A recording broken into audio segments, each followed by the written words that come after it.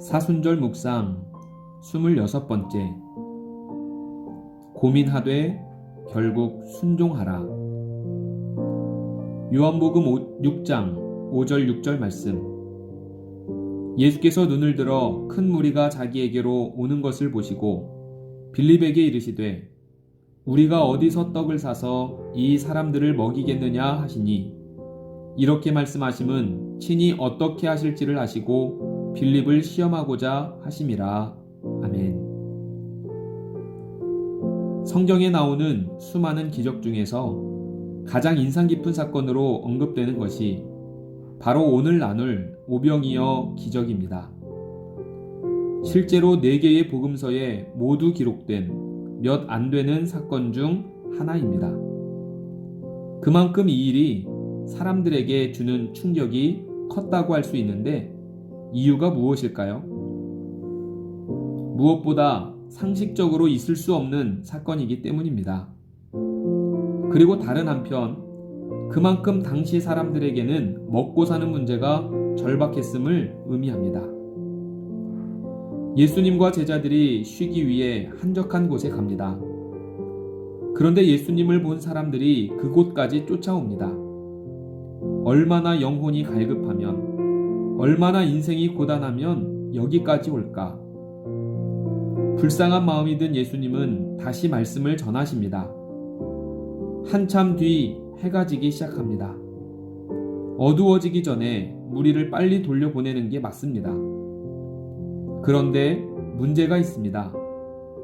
예수님이 오셨다는 소식을 듣고 급히 따라 나서느라 따로 먹을 거리를 챙겨오지 못한 사람이 대다수였던 것입니다. 저들을 그냥 돌려보내면 집에 도착하기까지 며칠은 굶을 게 틀림없습니다. 잠시 침묵하던 예수님께서 제자 빌립에게 물으십니다. 저들에게 음식을 먹일 수 있을 것 같으냐?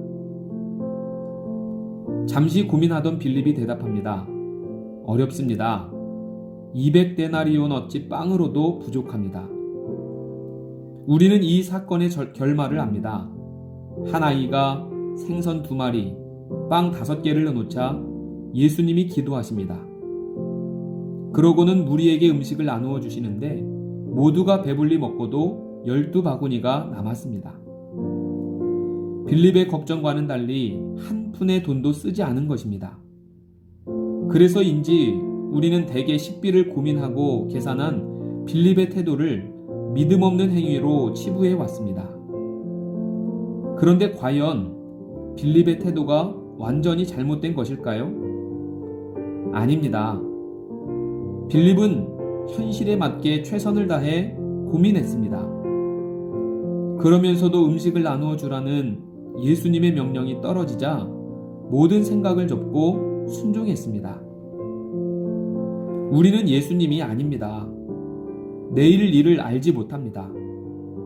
그러기에 무슨 일을 하든 가능한 모든 변수를 고려해서 고민해야 하는 것입니다. 하지만 또 하나 중요한 게 있습니다. 우리가 어떻게 고민했든 간에 하나님의 뜻이 정해지면 따라야 합니다. 그래서 예수님은 우리에게 말씀하셨는지도 모릅니다. 뱀처럼 지혜롭고 비둘기처럼 순결하게 살라. 기도합니다. 하나님, 뱀처럼 지혜롭고 비둘기처럼 순결하라고 하신 예수님의 말씀을 기억하게 하옵소서. 누구보다 현실을 직시하며 충실하게 판단하되 하나님의 말씀이 주어지면 주저없이 순종하게 하여 주옵소서.